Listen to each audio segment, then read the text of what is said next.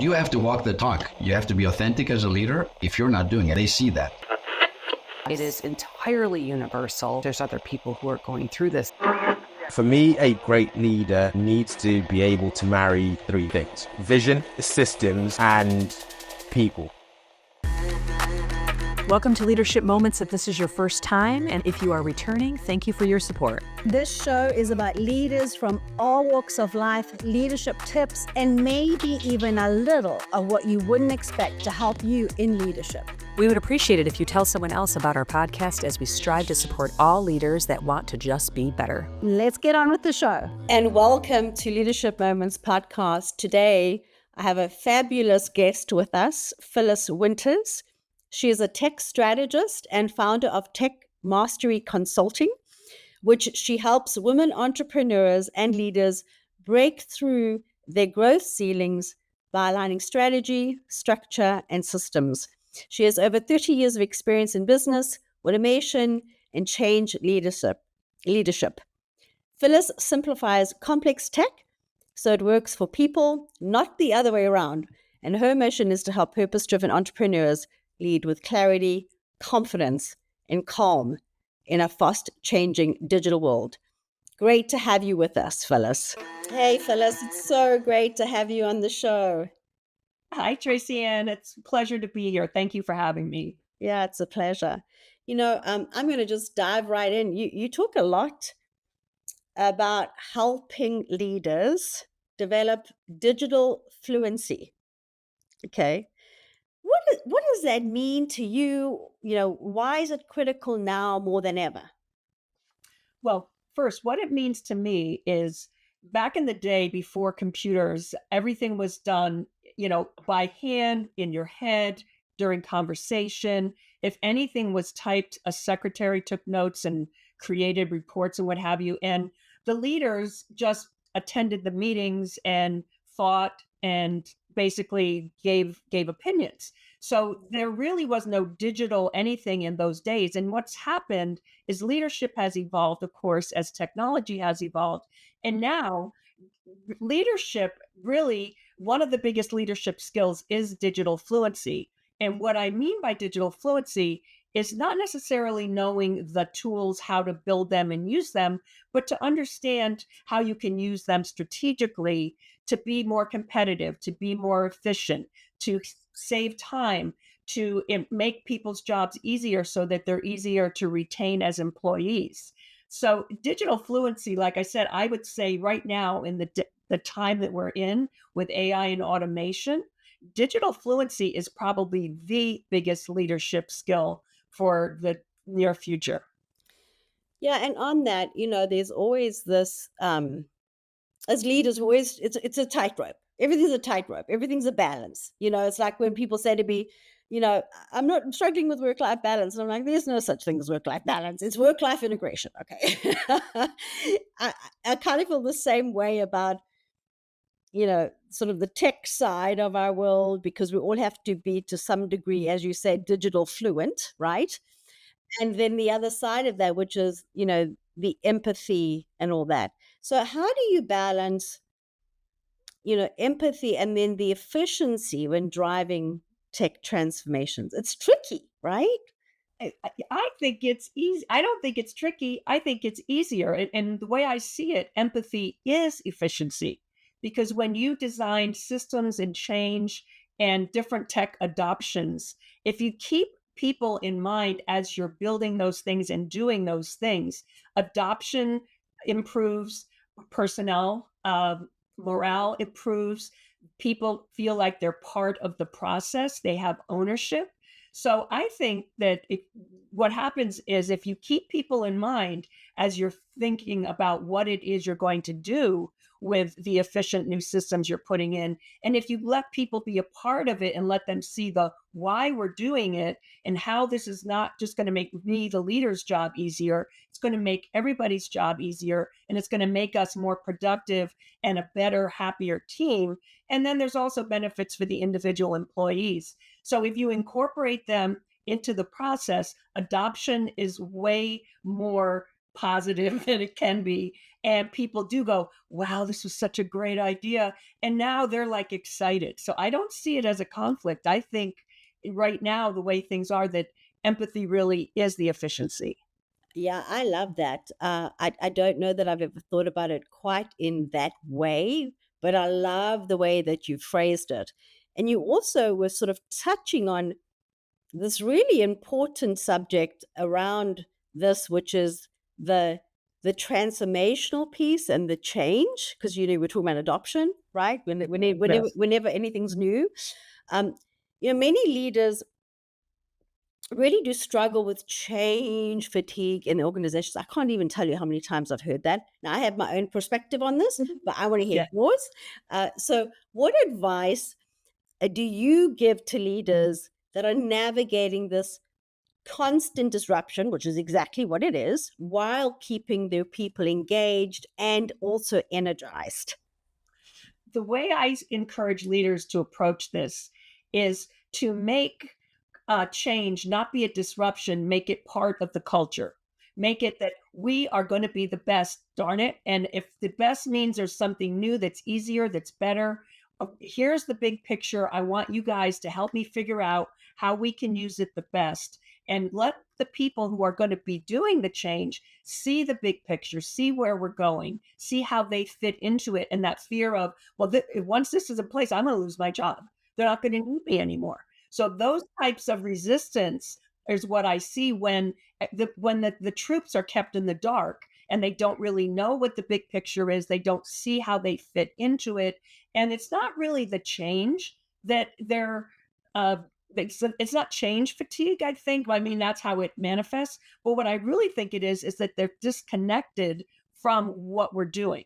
So I think the way to accomplish getting rid of change fatigue once and for all is to make change part of the culture. It's like, yes, when I started here, 20 years ago, we don't do things that way anymore because we are evolving. We are a high touch, high quality, great client experience organization. And we can't stay that way if we stay where we were 10 years ago.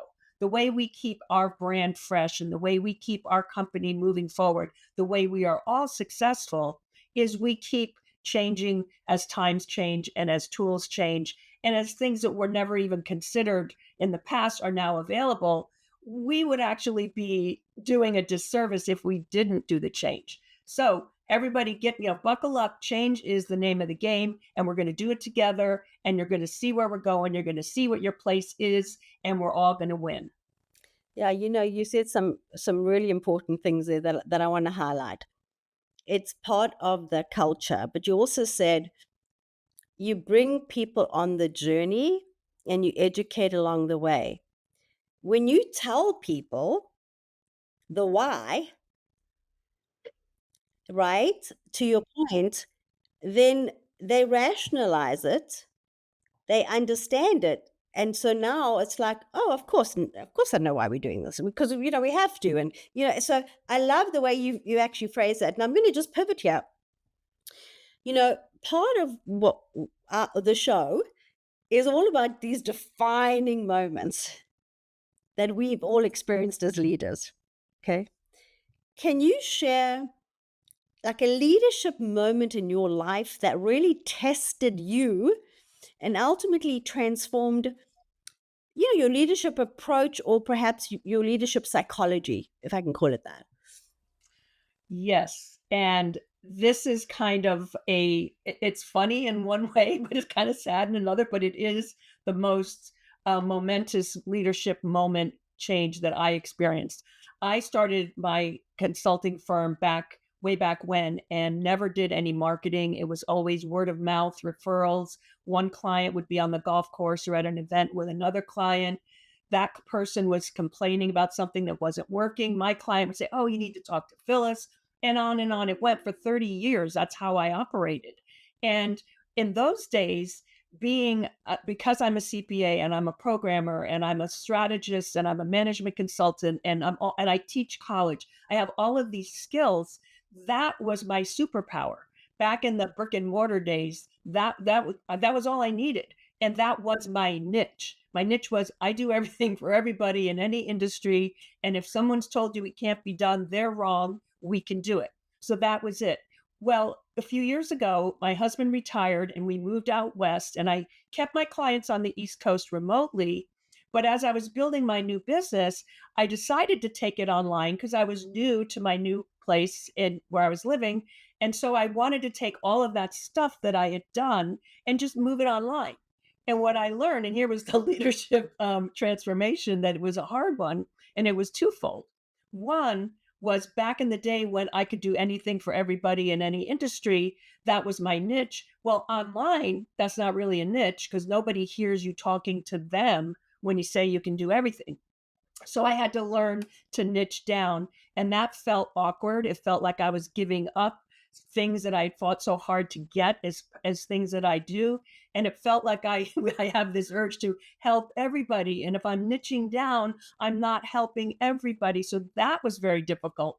And that really took me a lot longer to get over than the second transformation in my leadership, which was all of those systems and technologies that I used in brick and mortar land was all it was based on their servers in their buildings, and it was connected to the if there was a manufacturer, connected to the factory. If it was a doctor, it was connected to the x-ray machines. So it was all internal, like inside the business. Well, and those things I could do in my sleep. Well, I come to the online world, and not only am I having that niching problem going on over here, on the other side, I'm being exposed to brand new technology. I never saw a landing page, a sales page. I never had to set up automations. I never had to use Zapier. I never had to connect things. And is it tech? And everybody said, "Oh, Phyllis, you're a tech expert. This is a piece of cake." And I'm like, I was so frustrated. And where I call it a leadership moment is what it did is it taught me what my clients feel. Because when you talk to, if you go to any training program for leadership, they always tell you, remember when you were in their shoes. And I was never in their shoes. I started with computers in high school, and I've always been doing this. So I could never put myself in their shoes. Well, all of a sudden, the universe kind of slapped me upside the head and said, now you're in their shoes.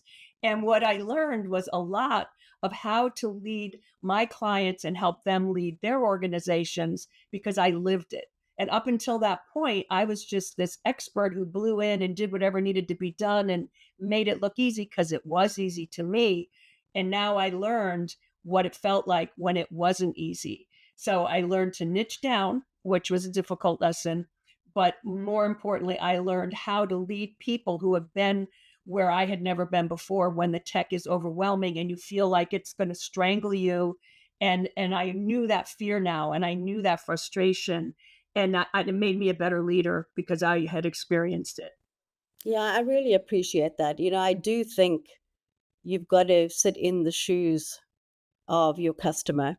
It's interesting. I had a very, very good friend is the CEO of Menlo Innovations, and they brought in anthropologists when they were building tech, right? And they always have two people working on a project, right? So they got like two brains working on something. So you don't get that, very siloed engineer approach kind of thing. But which is good, but it's because of what you just said, right? You've put yourself in the shoes of your customer. And so quite frankly, your product is now better because you now understand your customers' pain points in a different way. So it's a great, great point for great advice for our audience, great advice for leaders out there. Now, you're a woman leading in tech. Okay. You and I have both been in tech a long time.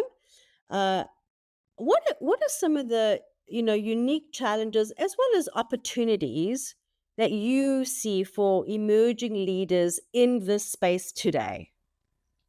I'm so glad you asked that because I've been having that conversation recently, and what I learned back when I started my business, I was in my late 20s and was not taken seriously because I looked even younger than I was. And it was very difficult. And when I was in college, I was actually majoring in computer science and was told there were no jobs in computers. And then parenthetically, what they meant was for women. So I've come through that whole part of history when STEM wasn't even a thing. So that was the problem back then. And I am happy to report that the way I see what's happening now is not only is that not a problem, but now I see the opportunities for women, because when you're redefining the leadership when it comes to AI and automation, it's really what you need to do as a leader is not control. You don't need to be the big guy with the big voice, or and if you're a woman with a big voice, they think you're a bitchy woman. All of that is really secondary. And what the leadership is now that women are very, very good at is clarity, vision, strategy, problem solving, diagnosing, and all of those skills are something that women have innately.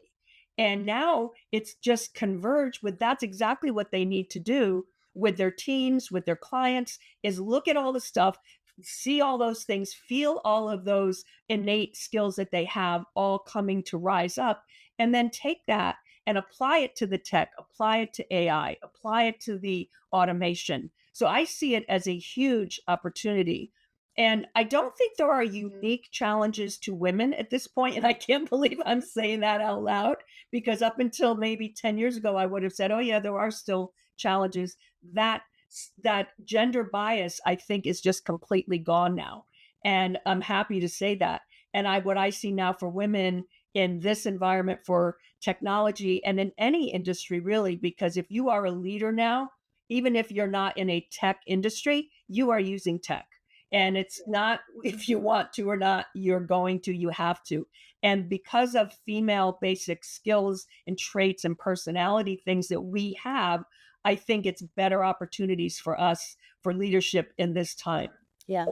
And the statistics are real and have been proven that companies that have a diverse leadership portfolio of diverse, thinking as well as gender do better in all areas, by the way, Yes. So your point is very valid. Now, in your experience, what are the top 2 to 3 tech trends that leaders cannot afford to ignore over the next 5 years? Well, the first one, of course, is AI.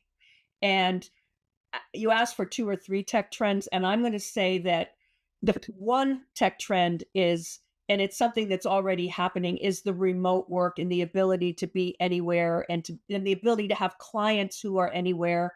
And so that is a trend. And I don't think anybody's ignoring that. And in case they were, we had the pandemic, which made everybody focus in. So that is a trend. You can't ignore it, but I think that's a done deal. The ones that I think people are still kind of hemming and hawing about is the AI and automation. And AI, people think of it as one monolithic thing, and it's not. There are many different ways that you use AI. And the best way that I think leaders should really be thinking about it is that you actually can have a custom GPT, which becomes an AI assistant that handles routine things. And I'm not talking about public facing, because there's an argument about, are those little chat bots on the website, are they really helping, or are they too impersonal? And I'm not going to discuss that right at this point. What I'm talking about is internally. When you have tasks that people do all the time and it's repetitive, they're getting bored.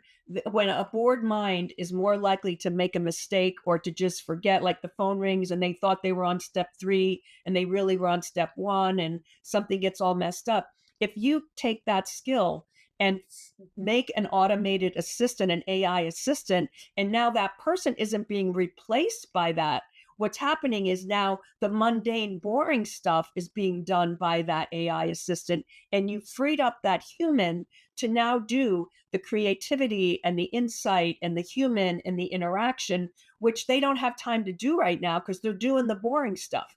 So I think that's the biggest trend that leaders need to take advantage of.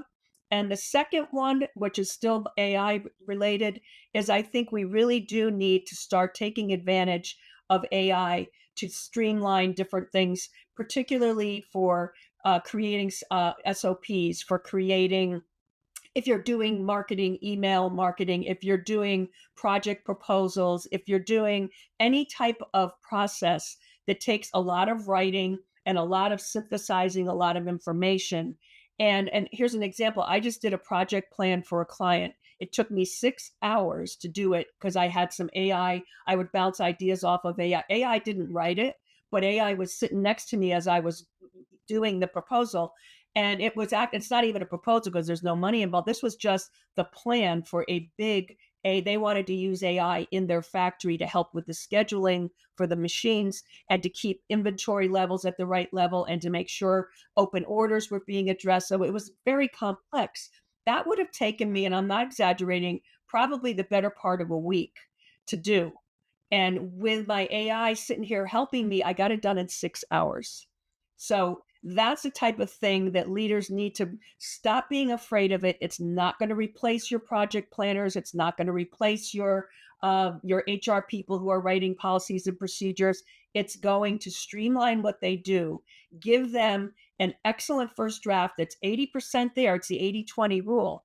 Whatever they get is now it's 80% there. It's a draft. Now they go through and they put their personal and their brilliant brain into it.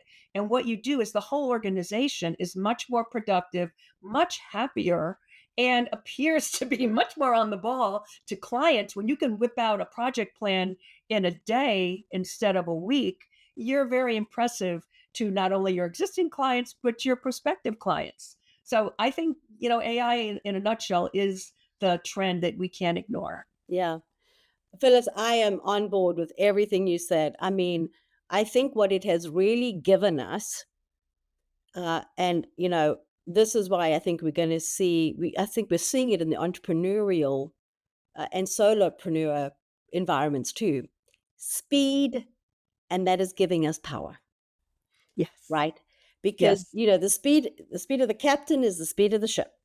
And Exactly. to your point, I think a lot of people that are using it for power of strategy, brainstorming, but going fast at a speed.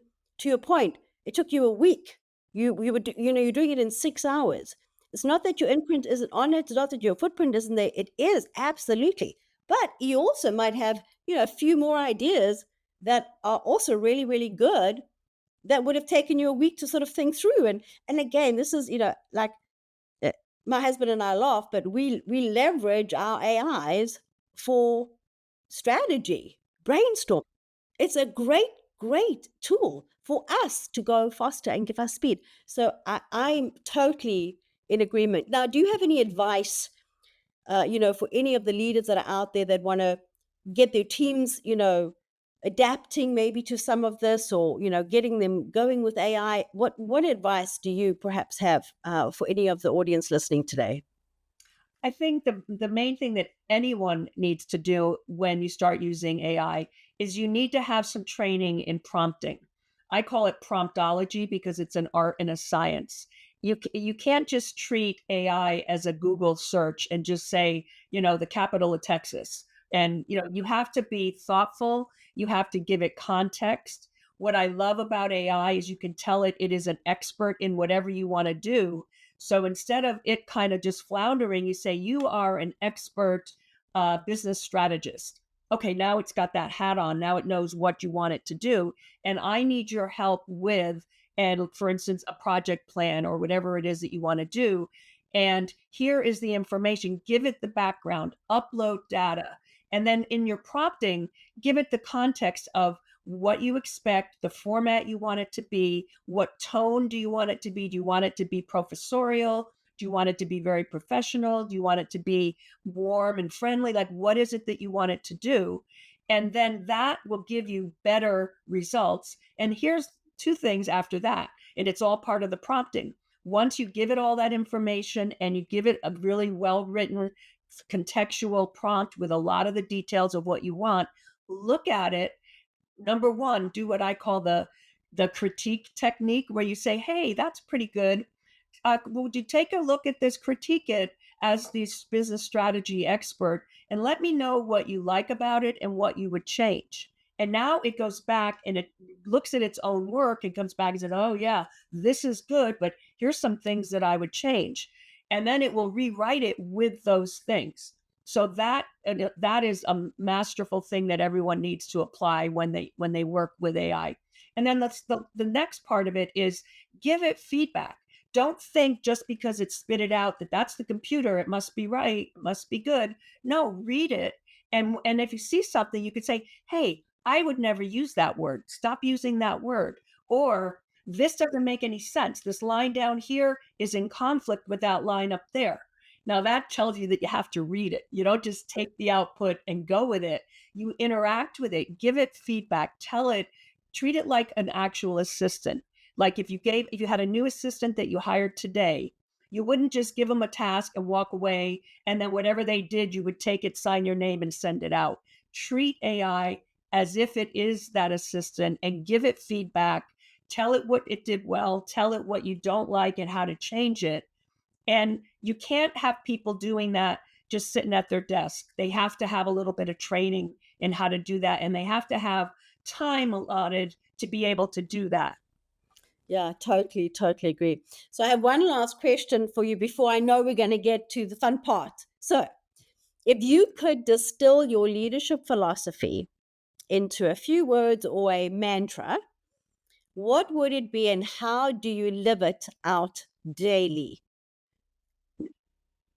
My mantra is, and I live it out daily, it is clarity first, strategy always, and systems in service.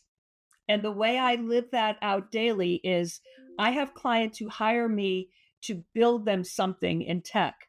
And they've already got it mapped out. Here, this is what we're going to build. They don't have a clear message. They don't have clarity of who the intended audience is. They don't have clarity on the content, and they don't have a strategy of how does this fit in to some process that we're trying to accomplish? How does this fit into the big picture? They just want to jump right in and do the tech. So that's my mantra. Clarity first, strategy always, and systems in service to that clarity and strategy. Yeah, that's fantastic. I love that. Oh, there goes that sound. So we're going to get into the fun part. So I'm going to ask you a couple of questions. Would you rather have the ability to teleport anywhere instantly or be able to speak every language fluently? I would rather be able to speak every language fluently. Right now, one of the beautiful gifts of being in the online world is I have clients all over the world, and I am limited to English speakers. And because I love what I do and I know I can help, remember, I can help everybody, I really can. And even if I niche down to my niche that I'm in right now, there are millions of people in that niche that I can't speak their language. So I would like to be fluent in every language. Yeah, that makes total sense, especially in your business, for sure. Second question, would you rather have the power to read minds? This is such a fun question. Or the ability to time travel? Time travel. I am thrilled. Like right now, I am so happy that I'm alive at this time in history. I was alive with the first computers, not the first computers in the world, but the first computers in my high school, the first PCs. I was here when the internet was born. I'm here when AI is born. I love it. And now that's in my professional life, but in my personal life, I'm old enough that I remember when TVs were a new thing. And I remember when, cars didn't have seatbelts. And so I remember all these things. And I'm always amazed at what I've seen in my lifetime. And I imagine now, what would the next 50 years look like? Or what would it look like in 100 years? So I would like to travel into the future for that reason. And I'd like to travel into the past. Like I would love to sit in the room with the founding fathers when they were writing the Constitution, and just to hear those. They were they were all in their 20s, and they were so brilliant. I would love to sit in the room and just watch that happen. Yeah, fascinating. Hey, fascinating. So last question, do you want to live in a house with an incredible view or a house with the most comfortable interior? Well, I am blessed enough that I have both, but if I had to pick one, I think I would pick the view, because that is decoration. You know what I mean? Like that is, and to me, it's ambiance, and it's how I feel, and it's where I live elevates my mood and my attitude. And comfortable, I mean, as long as I've got a bed to sleep in and a couch to sit on and dishes to and pans to cook with, how much more comfortable do I need to be?